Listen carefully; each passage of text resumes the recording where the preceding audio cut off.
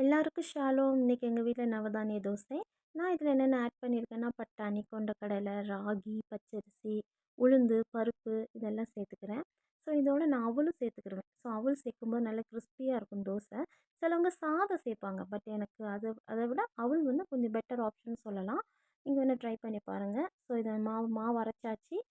புளிக்கிறதுக்காக நம்ம கலக்கி வச்சாச்சு. ஸோ நவதானிய தோசைக்கு பெஸ்ட்டு சைட் டிஷ் அப்படின்னா கார சட்னி தான். ஸோ நான் கார சட்னி ரெடி பண்ணிகிட்ருக்கேன். ஸோ இப்போ மாவும் நல்லா ரெடி ஆகிடுச்சு தோசை சுடுறதுக்காக. இப்போ தோசைக்கல்லும் நல்லா காய வச்சுட்டேன். காஞ்சிட்ருக்கு. நாங்கள் எப்போவுமே தோசை சாப்பிட்றோம், அதாவது டிஃபன் சாப்பிட்றோம் அப்படின்னா நாங்கள் சாயை குடிக்கிறது வழக்கம். ஸோ பால் நல்லா பொங்கி வந்ததுக்கப்புறம் தான் நான் டீ தூள் போடுவேன். ஸோ இது கூட கொஞ்சமாக சுக்கு, கொஞ்சம் ஏலக்காய் இதெல்லாம் சேர்த்து நல்லா அருமையான டீ இப்போ ரெடி ஆகிடுச்சு. தோசை ரெடி ஆகிடுச்சு. இங்கே டிஃபன் ரெடி ஆகிடுச்சு. எங்கள் வீட்டோட கிட்ஸோட ரிவ்யூ என்னென்னு பார்க்கலாம். நல்லா இருக்குன்னு சொல்லிட்டா. ரொம்ப தேங்க்யூ ஸோ மச் மக்களே.